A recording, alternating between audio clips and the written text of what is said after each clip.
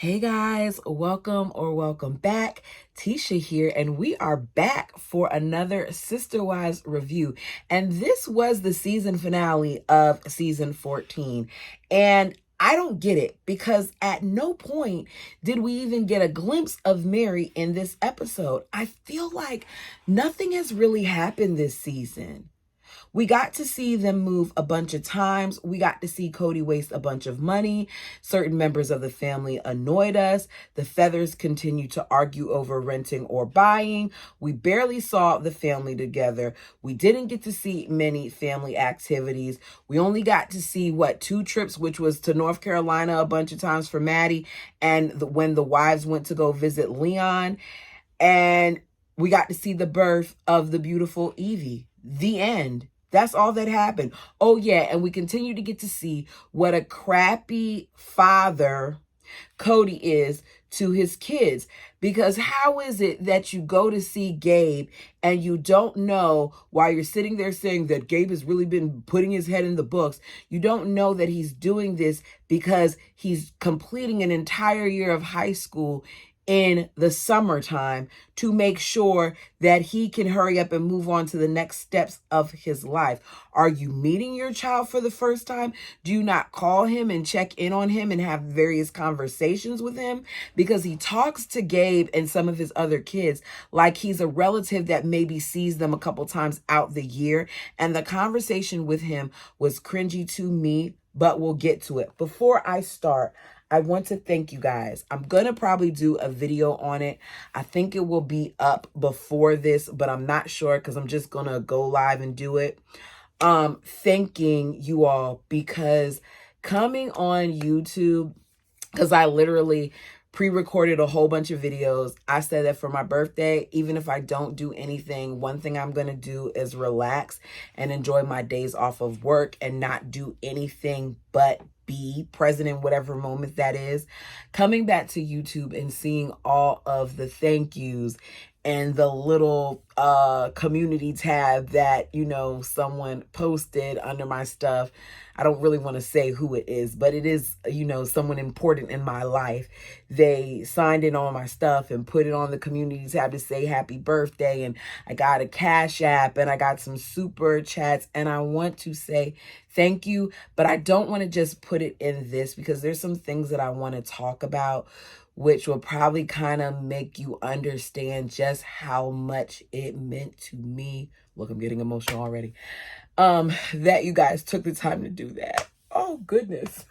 This is not what this video is. That's why I want to do it on a separate video, but I know that everybody doesn't watch those, and I know my Sister Wives content gets a little bit more traction, so I want to make sure that I say thank you on this video because you taking the time to tell me happy birthday, it meant a lot to me, and it was more needed than you'll ever know because it's just been a rough couple of months. And of course, I don't come up here and say that. I've said before that I'll let you all know at the right time. And I think the right time is just going to be later on as I decompress and I just say my thank yous. Sorry for getting, I don't know why I got him. Why am I such a punk? Okay, let me not say a punk. I'll take that back. I'm not trying to offend anybody. Why am I such a softie? Let me say that. But I really genuinely appreciate you all. Okay, enough of that. I just wanted to make sure I set it up here because I know that sometimes not everyone watches everything, and I'll probably say thank you in some of the other videos as well because I really want you all to know that it meant a lot to me.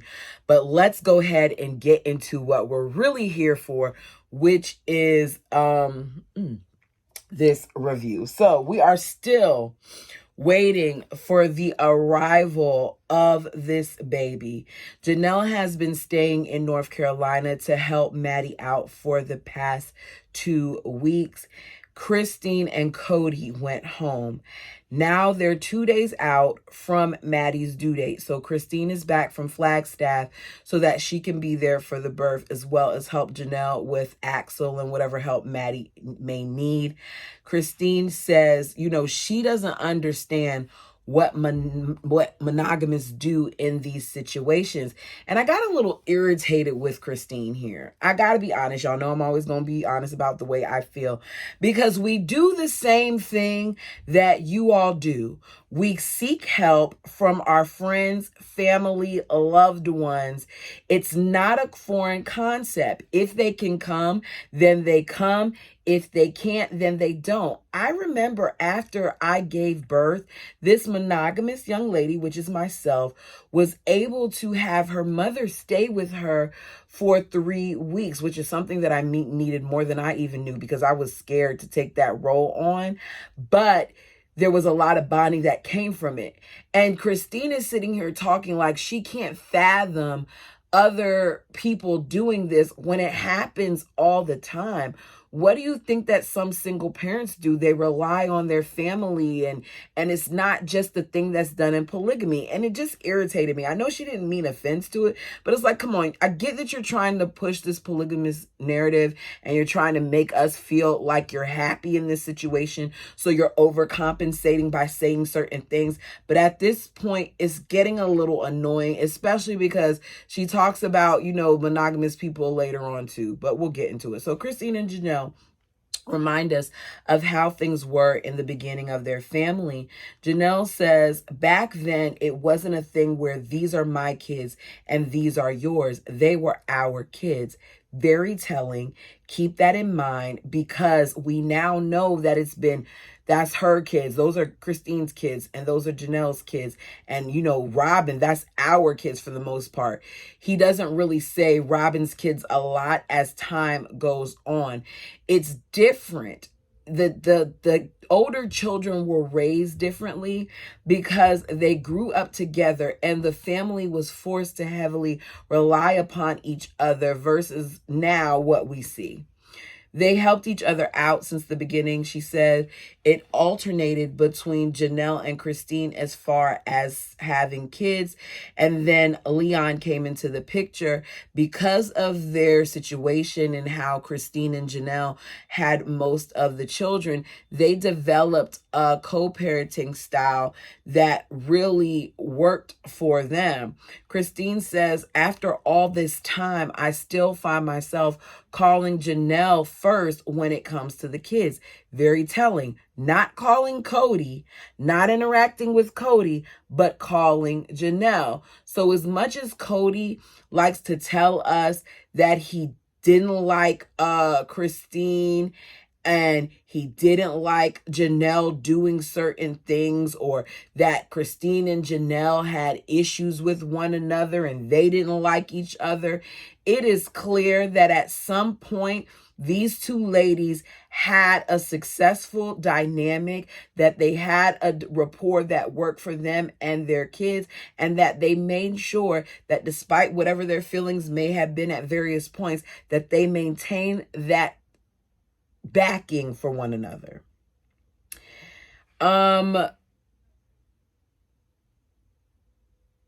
We're told that Maddie has always felt close to Christine. That's why Christine is there. The bird isn't there because she's busy with her kids. And Mary works like a maniac. Janelle tells us this. So it made the most sense for Christine to come. Maddie wants Caleb to request being closer with work for the following day because she's nervous about going into labor and him not being able to get back in time. But he has no clue where he's going to be, so he's not going to know until the actual day. As long as she's been laboring and as many false alarms as she's had, I'm sure that Caleb's job was probably over it and maybe not as willing to give him as much wiggle room. So he just had to wait and see what would happen. And then once he knew, they were going to go ahead and go with whatever it is that he needed to do. Janelle reminds us that Caleb is an elevator mechanic. So there are times based on the contract where his job can have him 200 miles away from the home, which would be a lot further out. Maddie's birthing center, we're told, is 2 hours from their home. And most of the time where he ends up working is 3 hours from their home. So it's even further distance from where they are. So they're just hoping that wherever he's scheduled to go, it's not too far away. Cody is on standby in Arizona, ready to fly out as soon as Maddie goes into labor. I personally feel like Cody isn't needed, and later on Maddie kind of confirms that, but it's clear that he wants to be there. Maybe she wanted him to be there as well. She didn't really make that clear, so we'll just keep it moving. Back in Flagstaff, Cody and Robin remind us of their living situation yet again. The bird still wants to rent, and the bald eagle claims if there is a rental available at the last minute that he'll take it. After you spend an entire season complaining about this whole rental thing, you're now saying that you'll take a rental. I don't believe that, but whatever. So they meet with their mortgage consultant, Kelly, to get an update on their loan. Did they think that this would move the process along, or was this done for the sole purposes of them having something else to give us on film? Because this really didn't feel like a conversation that we needed to see and or care about. If they were filming this whole situation, then they should have been more transparent about what was really going on.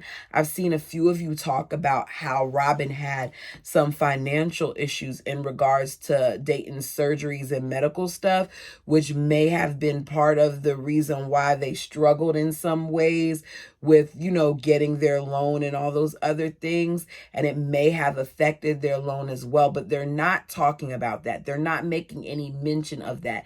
Instead, they create this alternate reality situation where Robin tries to make it seem like it's just because of polygamy. Cody basically says that Robin and him should have started the process sooner. This is what he's telling Kelly, that we should have started this sooner. And he falls on the sword by saying, we were resistant to buying. But the bird admits to us that it wasn't we, it was really her all along. And I'm saying, okay, Robin is really sticking to this, not because she legitimately doesn't want a home. I feel like she wants the wives to know that this isn't on her, and she wants us to know it isn't on her. Like, I didn't want to buy this house and take you guys' money again, even though I've been taking it this whole time. I wanted to go ahead and get on Coyote Pass, but it's him wanting to do this. So she's throwing him under the bus in a nice way, where he's never going to do that to her. We get all these reminders of Robin wanting to rent. Cody says, I'm not going to sit here with my friend Kelly. I don't know how he became his friend, but he's calling him his friend Kelly, and throw her under the bus in front of him. I'm just going to say we were resistant because I want to shield her from the blame. He is willing to shield the bird from the blame, but he never does that with the other wives. He's blamed the other wives time and time again for the various things that have went wrong, but he's never done that to the bird. She does no wrong. She's the loyal wife. She's the caring wife, the wife that listens to him. But if you ask me, in a lot of instances, the bird is to blame. Robin caused more financial hardships by resisting to buy for such a long time. We were told that they were going back and forth about this situation for 6 months. So there were 6 months that they could have bought something. And rather than doing that, they waited till they had 30 days to be out of their rental property to put down something and make a bid on this place that they wanted. She passed her budget on that short-term rental because, well, I shouldn't say passed, she exceeded her budget on that short-term rental. And she exceeded her budget by having those 4 U-Hauls parked on their property for longer than a month. And she exceeded her budget by having all these additional expenses. And yet it's made to be okay. And we're going to protect her and shield her because that's what we have to do for the bird. Meanwhile, everybody else, we're going to toss them under the bus and ride over him because we see him do it time and time again with Christine and Mary. And he later does it with Janelle. So Kelly lets them know that they've already are doing good because the appraisal came back and it's over 20,000 above the purchase price, which is good because that means they already are going to get something out of the property. Kelly tells Robin and Cody that the loan is still in underwriting. Robin, of course, being the brilliant loan officer, the realtor, the broker that she is, feels like it's more to it than what he's saying, that Cody is having, the issues because really he has so many wives, and because he's the one that's married to all these other women, not her, he's the one that's messing them up. She chuckles off about it, but some part of her really meant that. Girl, we get it. You guys are a polygamous family. Move on. The multitude of binds is what's holding them up. The multitude of financial ties, it's what's holding them up. The past bankruptcies are what's holding them up. The multiple names that Robin had is what's holding them up. The homes that still have Cody's name on it in Vegas are probably still holding him up. There's a lot that's holding him up and holding the bird up. Her not actually having a job is holding them up. But she wants to just act like it's polygamy. No, it's polygamy and it's you. Kelly says your financial situation is complex, so there's a lot to break down. We know all of this. Don't put Cody on 4 mortgages because honestly, it's better, ladies, wives, if you just do it by yourselves. After all, you make more money than he does anyway. But overall, according to Kelly, it looks like they could get the keys to the house in a couple of weeks. You would think that the bird would be happy about this, but now she's worrying again because she is thinking that they may not get it, and she doesn't know how much longer they're going to have those trucks. Kelly is told about the trucks and about all the various issues that the feather people have created for themselves. And they're not saying that they've created it for themselves, but I am. Robin then blames herself, and Cody says, Robin, you're blaming yourself and saying that we should have did this sooner, but we don't know if us doing this sooner would have helped this process move along any faster. We don't know if it would have helped the situation or not. Who is he fooling? Of course, if you move faster and you got the paperwork in faster and you provided whatever information they needed faster, of course, it would have helped the situation. Back in North Carolina, Maddie's due date is here. She's at the birthing center again to get checked out. She reminds us that she's choosing to give birth at the birthing center with the midwife in the tub because she's not a big fan of hospital environments. And she also lets us know that she's over being pregnant. We find out that she's 4 centimeters, 50% effaced. Her midwife suggests that she has her membrane stripped to possibly move things along, but says, you don't have to do that right now because even if we do it, we don't know if that will create you a situation where you go into active labor. It happens for some, it doesn't happen for others.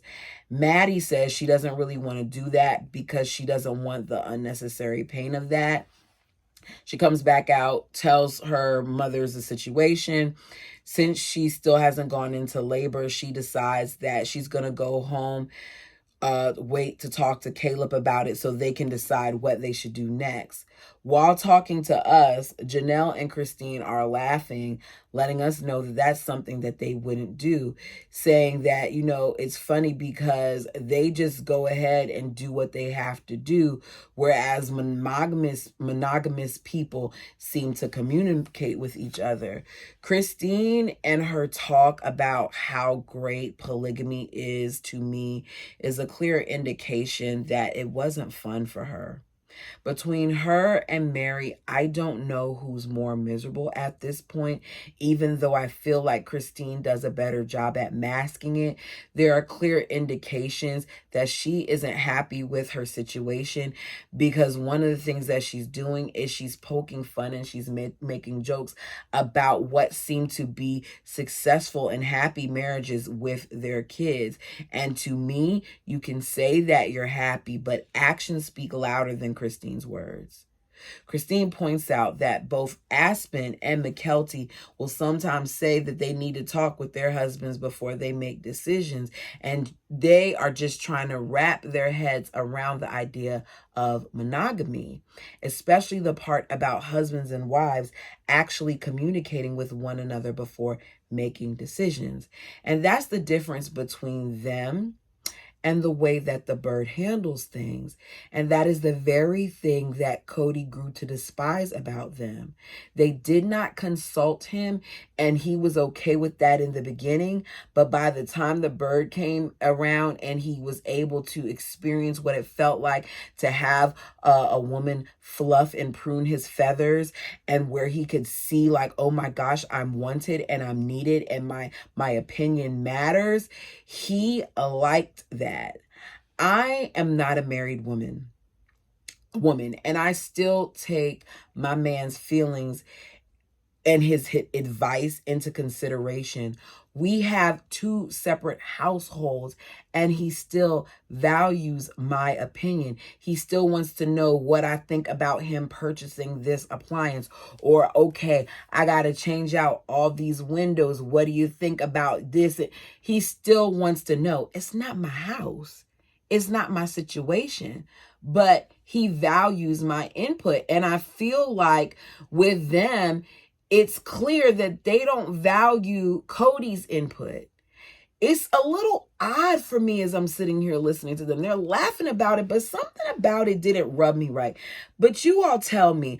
I think that it just goes to show how independently these women are and how much they really do on their own.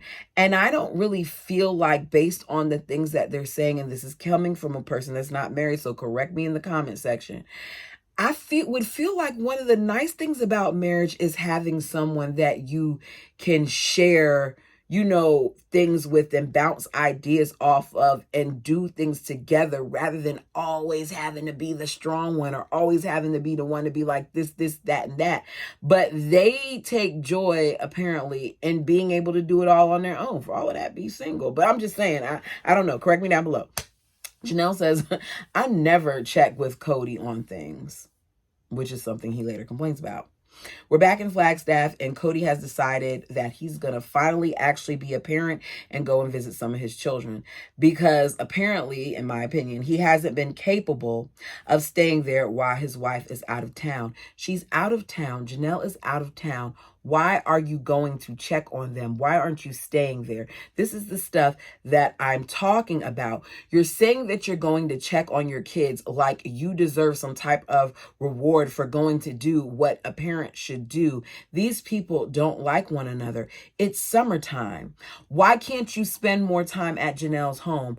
Or why can't your children come and stay with you at Robin's? Now, I get the situation with Gabe doing his work and things of that nature, so it may change things because he may need internet access there. He may need it to be quieter. He may need access to certain reading material, whatever. I understand that part, but I don't understand why Cody isn't just staying there or staying at Christine's. Why aren't you still in rotation for the different homes? Instead, what it seems like you're doing is you're just staying at Robin's this whole time and enjoying her, while Janelle's mom has come, and I think at some point, I'm sure McKelty was probably at that house, or Aspen, or maybe Christine's mom, watching her kids, but Grandma Cheryl is there. I get her being there. Summertime, spend time with your kids. Spend time with your grandkids. But Cody does not do that.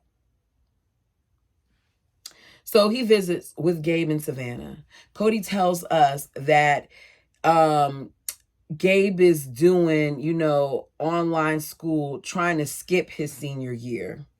So he's basically going to start college a year early. He's working on economy homework. Cody is so out of touch that he doesn't realize that econ is one of his high school classes. He's not taking college classes. He's taking high school classes. So this conversation makes me feel like he doesn't check in on his kids, that he's doing this for the sole purposes of filming, because you really should come into it with a little more sense. Like, part of me felt like, okay, maybe this is just him creating a scene, but I don't think he would intentionally make himself look like he didn't know what was going on. So Gabe is working hard in order to graduate from high school a year early. A lot of these kids are smart and they get it from their moms.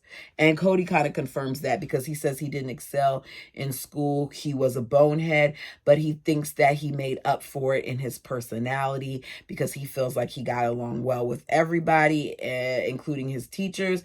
I think that that's kind of a lie, because we heard from some of his high school friends that Cody was very annoying. So how much did you really get along with him? And he was attention seeking. I'd love to hear those teachers come back and talk about Cody. So he's like, I can't really help him, with this situation. He then says, Mom told me a little bit about, what you're doing, but how did this get started?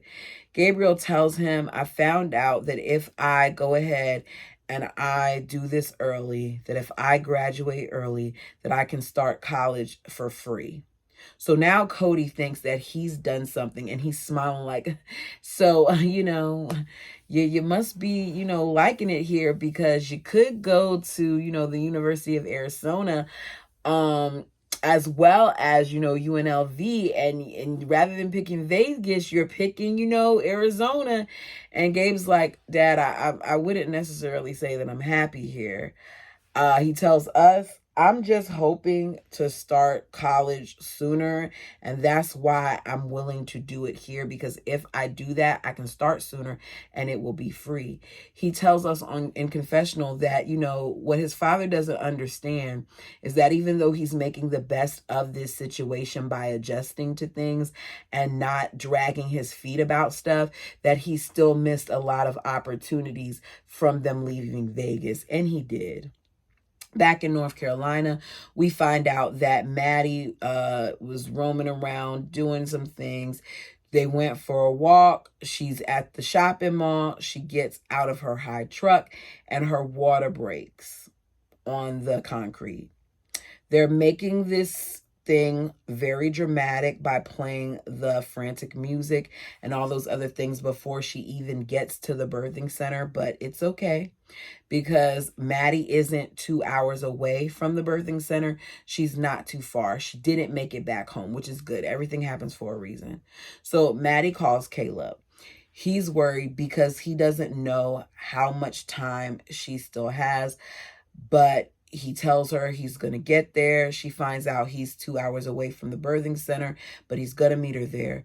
So Christine drives and Maddie gets in the back while Janelle worries. Janelle tells us that she's happy that Christine is there because she doesn't know what she would do if she wasn't.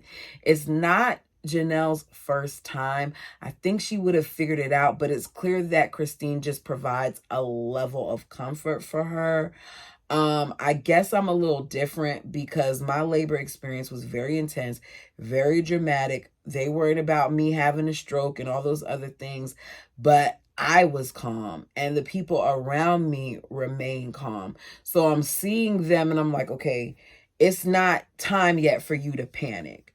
You can panic later on when what happens with Evie happens, but we're going to go with it. So they arrive at the birthing center. Maddie makes her way inside and you immediately see her bending over, leaning on the bed. She's doubled over, basically in pain. She's been having really intense contractions. It's been 30 minutes since her water broke and she's visibly in a lot of pain. She's crying. And Janelle tells us while they were in the car en route, she called Cody, told him he better get on a plane. So he's on the way. Maddie puts on her bikini and then she gets in the tub. She tells us that she got in the tub because she knew it would stall her labor a bit. The things that women do. Kudos to Maddie, because I don't know if I would be able to stall the way that she did, because it seemed like she was ready to push a lot early on, because shortly after Caleb got there, the baby was born like 20 minutes later. It didn't take that long for the baby to be born. So it just goes to show you how long she held that back. When I was in that situation, I was so ready to pop my baby out. I did not care who was in the room. Modesty went out the door. My legs flung open.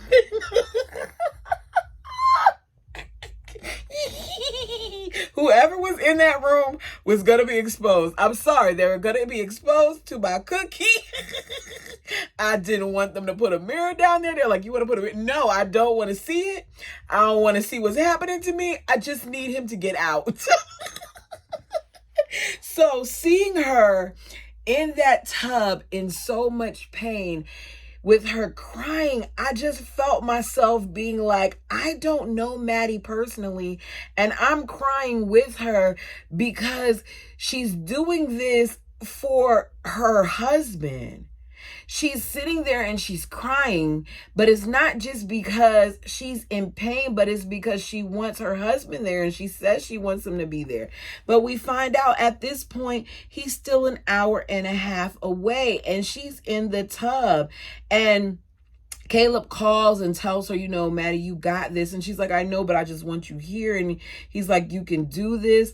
I know you want me there, but I got to make sure that I get there safely. I can't get pulled over. I need you to stay strong. And you can tell she gets a little bit of a boost from him, but she needs her husband. Janelle says Maddie is determined to wait for Caleb, even if that means that she sacrifices herself. She's determined to wait. She is purposely embracing the pain. That's something to say. Meanwhile, the midwife says that they could have the baby within an hour or the next few.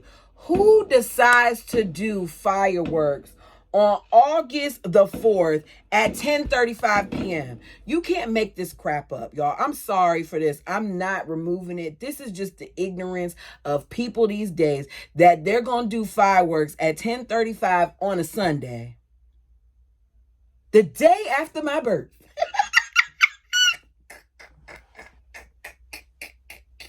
So the midwife says kids arrive when they arrive. Janelle calls him to find out if what's his new ETA.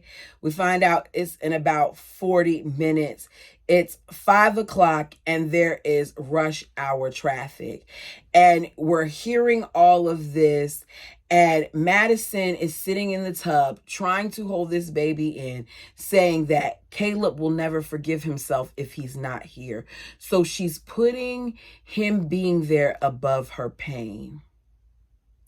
Maddie, we hear, is calling Caleb every 15 minutes to find out where he is. That's how ready she is to push. Caleb just wants to get there, but there's an accident and there's traffic, and he finally arrives at the birthing center. Maddie is happy to see him. The moms are happier to see him because now he can take over. So Lydia, the midwife, comes in and says, Caleb is here. Let's do this. And Maddie looks at her and says, let's do this. Maddie decides to kick the camera crew out for the birth, but we can still hear what's going on. Janelle tells us that Maddie is in the bed now and she wants her privacy. But how private is it really when we can still hear her grunting and struggling? Kind of wish they turned the mics off, but it was nice to hear Janelle's excitement when the baby did arrive. So we're told by Christine and Janelle that Maddie is on all fours. She pushes during the contractions, and then the moment that the contractions are over, she lays down to rest her head on her pillow and she's sleeping, which goes to show you just how much her body had been through in the last several weeks. Maddie is a warrior. The baby is about to come. Caleb was supposed to catch the baby, but Maddie didn't want him to leave her side. So Janelle gets up to catch the baby. We hear Janelle say, "Oh, honey, she's so beautiful." And we get to see various pictures. We find out that unlike her other 5-day labor, that she was in labor for 3 hours. Her name is Evangeline Cody Brush, and she was born at 623, weighing in at 8 pounds and 12 ounces. I never knew that her middle name was Cody. I did not know she was named after Cody, and I'm sure that went to his head. Your daughter honors you by naming her child after you, and now you're not even a part of that child's life. That's sad, because at some point she's going to have that conversation with her daughter. It's just sad. So shortly after the baby's birth, they realize that the baby is struggling. She's having a hard time breathing. Janelle cries while telling us. We're told by the midwife that she has TTN, which is a condition that can affect the respiratory system of newborns. Her lungs weren't opening enough, so she wasn't getting enough air. To make sure everything's okay, the oxygen, to make sure everything's okay, the midwife says that she's going to have to go to the hospital. While that's happening, we find out Maddie has lost a lot of blood and she's going into shock. So they aren't letting her see everything that's going on with baby Evie. Within minutes, the ambulance arrives. She's put into the ambulance with tubes and all those stuff. It looks like one of those NICU boxes, and they transport her as Caleb stands out there with Christine. And you guys, I started crying because this broke my heart.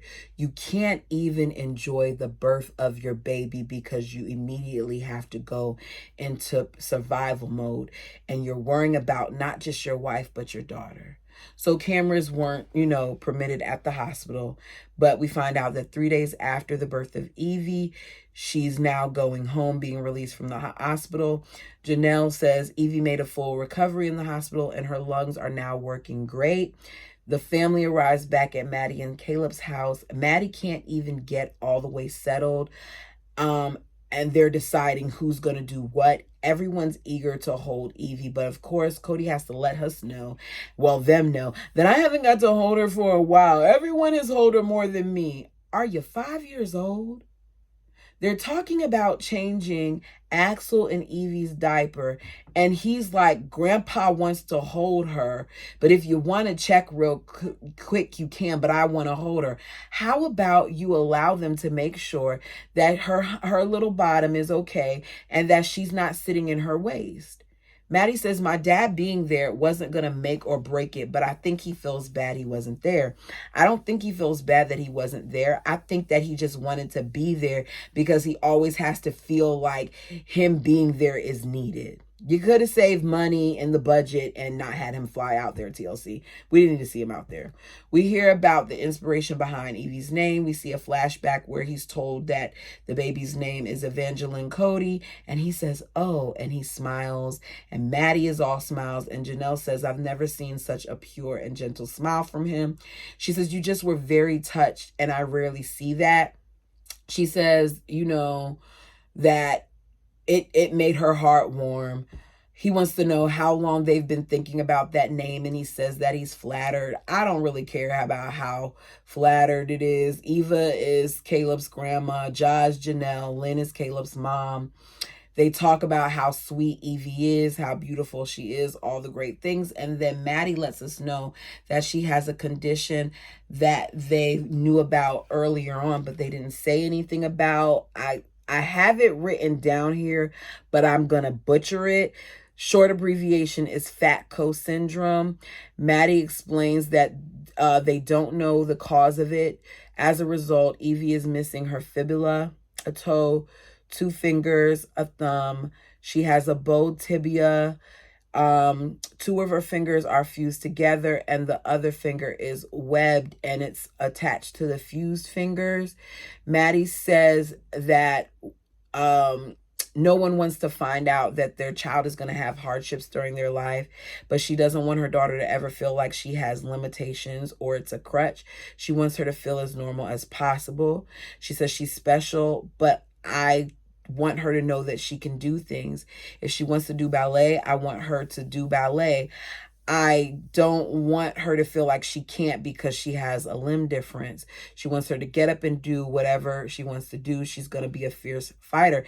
And that's the way you got to go about it. I have family that have, issues with their limbs. And one of the things that I've realized over the years is one of my cousins, her arm is short and she doesn't have all her fingers on it. And I forget and it's obvious when you see her, but I forget because I'm so used to her and all of her abilities and how she doesn't allow it to stop her. And she's an adult now, and all of the things that she does, that I forget, to the point, like when we go to do things, something as simple as getting our nails done, I forget that we have to say certain things so that, they handle her with care. And it's just like, girl, this is so accustomed. And that's just how she operates, because she too was taught not to let it be a limitation. My thing is about to die, so let me move this along. Cody smells something and says, it sounds kind of wet, but it hasn't changed. He doesn't think that it's a lot, but he hasn't changed a newborn diaper in a long time. Maddie's like, can you please check and see if her diaper needs to be changed, Caleb? And Caleb says, what mama wants, mama gets. Maddie is my kind. Maddie isn't my kid, and I'm proud of her. She's my kind of person. Check that diaper. And as I was listening to her and I was seeing her, I was like, this makes me think of my brother, because I remember when my brother became a father, how much I knew I always loved my brother, but the degree of love that I had for him transitioned, because it was different seeing him as my little brother to a man to becoming a father. And the depth of love that I have for him has changed in watching how he's loved my niece. I always knew that I loved him, but that role just changed my love for him. So I can only imagine how, it feels for these parents seeing their daughter. We hear about how many diapers they used to have to thing. And Caleb's talking about how adorable the size of the diaper is. And he says, whenever I feel like I'm overwhelmed, I talk to Cody and remember that having 2 kids isn't that bad. Cody says, what's so special about, this is what we're seeing right here. Here are 2 moms that are here together in support of this child. They have a special place where kids have been raised with extra moms, and it's a very special thing to watch. And this is one of the things that he loves about plural marriage. And it reminds him of this, and, how close, that they were or they are, and all those other things. And that's the end of it. We're told about, how they still got to get Robin moved in. And Christine says we have to get on Coyote Pass. And he changes the subject and says we got to heal the relationships with our lives. And Janelle's like, okay, y'all are talking about all of that, but right now I just want to focus on our newest addition, which is grandbaby Evie. And that is that, you guys. Sorry about the fireworks, dummies. Seriously, I can't believe they did that so late. Whatever. I appreciate you all for watching. If there's anything that I left out of this, because I got a little thrown off with the whole fireworks thing. So if I left anything out and you want to talk about it, feel free to put it down in the comment section. Until next time.